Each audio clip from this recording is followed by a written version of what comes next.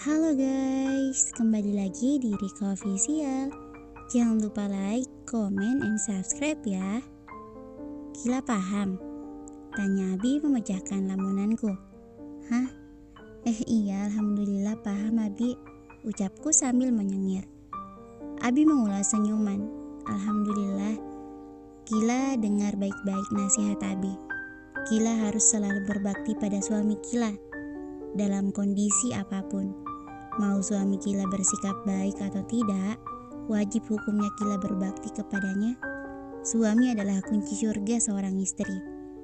Aku terdiam menyimak kata per kata yang terlontar dari mulut Abi. Abi selalu menjadi penasihat terbaik setelah Umi. Ikuti jejak Umi. Beliau selalu memperlakukan Abi dengan baik. Umi selalu berbakti kepada Abi, walaupun terkadang Abi sering membuat Umi kesal ataupun marah. Umi tidak pernah membantah perintah Abi. Sekuat tenaga, Umi selalu menjalani perintah Abi. Abi yakin kamu bisa menjadi seperti Umimu, menjadi istri sekaligus ibu yang baik. Aku tersenyum lebar mendengar ucapan Abi. Abi selalu saja bisa membuat hatiku tenang. Abi adalah gambaran suami yang selalu aku idam-idamkan. Sosok suami yang sangat menjaga istrinya. Semarah apapun Abi, ia tidak pernah berucap atau berlaku kasar pada Umi. Umi sangat beruntung memiliki suami seperti Abi. Begitu juga sebaliknya. Mereka saling melengkapi. Sedangkan aku, kapan aku bisa menjadi seperti Umi? Berbakti dan selalu bersikap baik pada suami. Dan kapan aku bisa diperlakukan baik oleh Kak Rafka sebagaimana Umi diperlakukan oleh Abi? Jika Umi di sini dan mendengar ucapan Abi tadi, mungkin Umiku itu sudah terbang saking bapernya.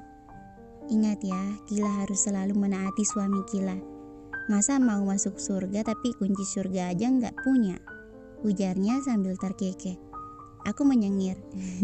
Iya Abiku sayang. Aku mencerna ucapan Abi. Benar kata Abi, masa mau masuk surga tapi kunci surga aja nggak punya? Ingin rasanya aku terus-menerus menaati suamiku, tapi suamiku sendiri yang menghalangiku untuk menaatinya. Lalu aku harus bagaimana? Aku memikirkan kembali apa yang akan aku tanyakan lagi pada Abi. Aku ingin bertanya banyak hal pada Abi. Abi, apa Gila boleh bertanya lagi? Boleh, mau tanya apa? Gila mau belajar menahan amarah. Apa Abi tahu bagaimana caranya agar kita bisa menahan amarah? Aku sadar, aku hanyalah manusia biasa yang penuh akan dosa. Amarah adalah sifat manusiawi. Semua orang pasti pernah meluapkan amarahnya. Tidak ada tidak bisa mengontrol amarahnya. Yang lagi baca aja pasti gitu. Mau tahu aja atau mau tahu banget. Mau tempe aja, tempe udah tempe. Abi terkekeh, enak tuh. Abi bercanda terus. Aku kasih tahu, ayo kasih tahu. Abi mengangguk dengan raut wajah lebih serius dari sebelumnya. Jadi ada beberapa cara agar bisa menahan amarah. Salah satunya dengan cara berwudu. Abi mengangguk sebagaimana dalam hadis menjelaskan dari Atiyah As-Sa'di radhiyallahu anhu berkata, Rasulullah Shallallahu alaihi wasallam bersabda yang artinya sesungguhnya amarah itu dari setan dan setan diciptakan dari api. Api akan padam dengan air. Apabila salah seorang dari kalian marah, hendaklah berwudu. Hadis riwayat Abu Daud. Masih ingat gak? Abi selalu bilang sama Gila untuk selalu menjaga wudu. Nah itu supaya Gila terhindar dari amarah yang berlebihan. Pantas saja saat aku sedang menahan emosi karena perlakuan Kak Rafka, aku segera mengambil wudu lalu sholat. Setelah terkena air wudu, amarahku perlahan menghilang. Masya Allah, iya Abi, selain berwudu ada apa lagi Abi? Duduk atau berbaring. Sebagaimana dalam hadis juga dijelaskan dari Abu Dzar Al-Ghifari bahwa Rasulullah Shallallahu alaihi wasallam bersabda, Jika salah seorang dari kalian marah dalam keadaan berdiri, maka hendaklah dia duduk. Kalau kemarahannya belum hilang, maka hendaknya dia berbaring. Masya Allah. Tidak heran saat aku sedang marah, lalu aku memilih untuk duduk atau berbaring. Rasanya amarahku berkurang. Ada rasa tenang saat tubuhku ini berbaring dikala amarah sedang menghampiri. Selanjutnya yaitu diam. Dari Abdullah bin Abbas radhiyallahu anhu bahwa Rasulullah Shallallahu alaihi wasallam bersabda, jika salah seorang dari kalian marah, maka hendaklah dia diam. Lagi-lagi aku terkagum. Pantas saja aku marah, lalu aku diam tanpa bicara apapun. Amarahku kian berkurang. Masya Allah, sungguh indah nikmatmu ya Allah. Masya Allah, terima kasih atas ilmunya Abi. Gila belajar banyak banget hari ini. Terima kasih juga Abi. Abi selalu bisa membuat Gila merasa lebih tenang. Selain Allah yang membuat hati ini tenang, selain lantunan Al-Quran, dan selain sholawat Nabi yang membuat hati ini tentram, ada laki-laki yang kini kupanggil Abi, yang bisa membuat hatiku tenang dan tentram. Dulu saat sebelum menikah, aku selalu berandai-andai jika nanti aku menikah, aku ingin menikah dengan laki-laki yang seperti Abi, yang bisa membuatku tenang dan tentram. Tapi nyatanya tidak seperti itu. Semua berbanding terbalik dengan apa yang aku andai-andaikan dulu. Aku berharap semoga kelak Kak Rafka bisa menjadi seperti Abi, bisa membuatku tenang, nyaman, dan tentram. Abi mengelus-elus kepalaku seraya tersenyum. Sama-sama sayang, Gila juga harus perbanyak berzikir, sholat malam, berdoa sama Allah. Semoga Gila selalu diberikan kesabaran dan dijauhkan dari sifat marah. Iya Abi, amin, Allahumma amin. Sekali lagi terima kasih Abi. Gila sayang banget sama Abi, ucapku lalu memeluk Abi. Aku menangis dalam pelukan Abi. Gila sayang Abi, jangan pernah tinggalkan Gila Abi. Ya Allah, hamba sangat menyayangi ciptaanmu ini. Hamba mohon jangan panggil Abi sebelum engkau memanggil hamba ya Allah. Begitu juga dengan Umi. Janganlah engkau meminta keduanya pulang sebelum engkau meminta hamba lebih dulu.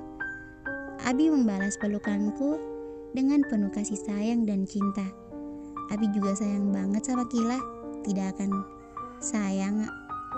Abi tidak akan meninggalkan Gila kecuali Allah yang meminta. Kini aku sudah berada di dapur. Setelah menyelesaikan urusanku dengan Abi, aku memilih untuk menemui Umi, membantu perempuan parubaya itu memasak. Di rumahku ini memang tidak ada ART. Semua pekerjaan rumah Umi yang mengurus. Tetapi Abi juga ikut andil. Mereka berdua saling melengkapi. Jika Umi yang mencuci, maka Abi yang menyapu. Jika Umi yang memasak, maka Abi yang memakan. Saling melengkapi bukan? Tidak seperti aku yang memasak, Biimah yang memakan. Aku bersalawat sambil mengaduk opor ayam yang aku buat dengan Umi. Aromanya tercium kemana-mana. Umi, lihat ini, apa sudah matang? Ujarku pada Umi yang sedang menyiapkan nasi. Umi datang menghampiri mengambil alih centong sayur dari genggamanku. Dicoba Umi, takutnya kurang apa gitu. Nih sendoknya, ujarku sambil memberikan sendok makan untuk Umi. Umi mengambilnya. Beliau menyendok sedikit kuah opor. Umi tidak langsung mencobanya. Ia duduk di kursi, lalu menunggu kuahnya dingin. Dari Anas dan Qatadah, Rasulullah Shallallahu alaihi wasallam bersabda, sesungguhnya beliau melarang seseorang minum sambil berdiri. Qatadah berkata, bagaimana dengan makan? Beliau menjawab, itu lebih buruk lagi. Hadis riwayat Muslim dan Tirmizi. Nabi Shallallahu alaihi wasallam melarang bernapas di dalam gelas atau meniup isi gelas. Hadis riwayat Ahmad, Tirmizi dan disahihkan Syuaib al-Arnaud. Umi menyeruput kuah opor itu, lalu tersenyum. Masya Allah, enak, bumbunya pas. Alhamdulillah, ujarku lalu mematikan kompor gas. Pindah opornya ke mangkuk besar, Letakkan di atas meja makan. Umi mau panggil Abi dulu. Aku mengangguk. Siap, Umi. Setelah sarapan, kami semua berkumpul di ruang TV, mengobrol santai bersama. Hal inilah yang sangat aku rindukan. Sangat saat aku belum menikah, aku bisa bersama dengan Umi dan Abi setiap saat. Sedangkan sekarang, aku sudah menikah dan memiliki tanggung jawab yang berbeda. Gila, kesini diantar siapa? Tanya Umi padaku. Diantar Pak Ahmad, Umi, supir pribadi Kak Rafka. Umi mengangguk. Kenapa tidak minta Rafka saja yang mengantar? Bagaimana mungkin Kak Rafka mau mengantarkan Gila? Semobil saja sepertinya ia tidak mau. Kak Rafka tidak sempat, Umi. Pagi-pagi sekali ia sudah berangkat ke kantor. Mungkin ada meeting, alibiku. Tak mungkin kan aku mengatakan yang sebenarnya? Umi dan Abi manggut-manggut. Tapi kamu sudah izinkan sama suami kamu? Giliran Abi yang bertanya. Alhamdulillah sudah, Abi. Jawabku membuat keduanya tersenyum seraya mengucap syukur. Hening sebentar, lalu aku kembali bersuara. Umi, di kulkas ada bahan-bahan makanan gak? Gila mau masak tumis kangkung dan perkedel buat Kak Rafka. Mau Gila anterin ke kantornya buat makan siang. Ada mungkin, coba Gila lihat saja di kulkas. Masya Allah, anak Abi istri yang soleha. Puji Abi sambil tersenyum. Aku terkekeh kecil. Amin, ya udah. Gila mau ke dapur dulu. Abi dan Umi mengangguk seraya tersenyum. Iya nak. Selain sebagai keharusanku untuk membuatkan makanan untuk suamiku, aku juga memiliki hobi memasak. Dari kecil aku sudah bisa memasak. Tidak jago, cuma bisa saja. Umi sering mengajakku untuk memasak bersama. Berkutik dengan alat dan bahan makanan sudah terbiasa bagiku. Entah sudah berapa lama aku memasak. Makan siang untuk Kak Rafka. Akhirnya siap juga. Tumis kangkung dan perkedel. Dengan semangat aku menenteng rantang yang sudah aku isi dengan nasi, tumis kangkung juga perkedel. Melihat Kak Rafka menerimanya atau tidak, perihal Kak Rafka menerima atau tidak, itu tidak menjadi masalah. Yang terpenting bagiku, aku sudah menjalankan kewajibanku. Jika Kak Rafka mempunyai hati, dia tidak mungkin membuang makananku begitu saja. Umi, Abi, Gila pamit dulu ya. Gila mau ke kantor Kak Rafka, mau nganterin makan siang buat Kak Rafka, ujarku. Berangkat pakai apa? Tanya Umi. Taksi, Umi. Tidak usah, Abi saja yang antar. Nah iya, diantar Abi saja. Timpal Umi setuju dengan ucapan Abi. Aku menggeleng. Tidak perlu Umi, Abi. Gila pakai taksi aja. Sudah terlanjur memesan taksi online juga. Keduanya mengangguk paham. Ya sudah, hati-hati ya. Aku mengangguk, berpamitan pada keduanya. Mencium punggung tangan Umi dan Abi seraya bergantian. Tak lupa aku juga mencium kedua pipi mereka secara bergantian. Gila pamit. Assalamualaikum. Waalaikumsalam. Aku sudah sampai di kantor Kak Rafka sekitar 10 menit yang lalu. Tetapi sampai sekarang juga aku belum memberikan makanan ini untuknya.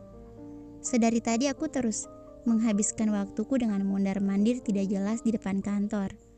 Entah sudah berapa kali aku mondar-mandir sampai-sampai yang melihatku pusing sendiri.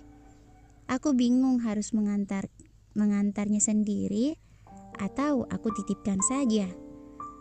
Kalau aku yang masuk terus ngasih langsung ke Kak Rafka, nanti Kak Rafka marah-marah lagi, terus aku nangis lagi. Ucapku pada diri sendiri. Aku yang masuk atau aku titipkan saja ya pada Pak Security. Aku sudah seperti orang gila yang sedari tadi berbicara sendiri.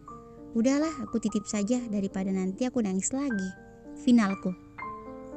Aku melangkah menghampiri seorang laki-laki yang memakai pakaian seragam security. Assalamualaikum, permisi Pak. Sapaku ramah. Waalaikumsalam, ada yang bisa saya bantu Mbak?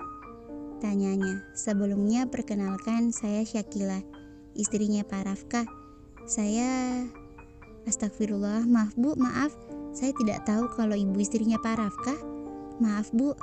Aku menggeleng seraya tersenyum. Tidak apa-apa Pak, jadi boleh saya lanjutkan ucapan saya? Pak Security itu mengangguk. Silakan Bu. Terima kasih. Jadi begini Pak, saya mau minta tolong sama Bapak. Saya mau menitipkan makan siang untuk suami saya. Tolong Bapak antarkan ya, ucapku sambil menyodorkan rantang makanan itu. Bisa Bu Syakilah, ucapnya sambil menyambut rantang itu. Sekali lagi terima kasih Pak, maaf sudah merepotkan. Sama-sama Bu, tidak masalah. Maaf sebelumnya kalau boleh tahu mengapa tidak ibu saja yang mengantarkannya langsung untuk Pak Rafkah? Saya sedang buru-buru Pak, ada urusan. Oh gitu, ya sudah biarkan saya yang mengantarkannya pada Pak Rafkah.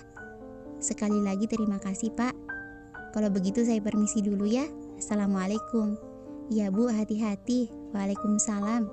Setelah aku merasa tenang karena sudah menitipkan makan siang untuk Kak Rafkah, aku segera pulang. Tugasku di sini sudah selesai. Aku berharap Kak Rafkah menerima makanan dariku. Setidaknya Kak Rafkah menghargai usahaku. Aku manusia biasa, aku butuh dihargai, bukan disakiti. Bersambung, thank you for watching.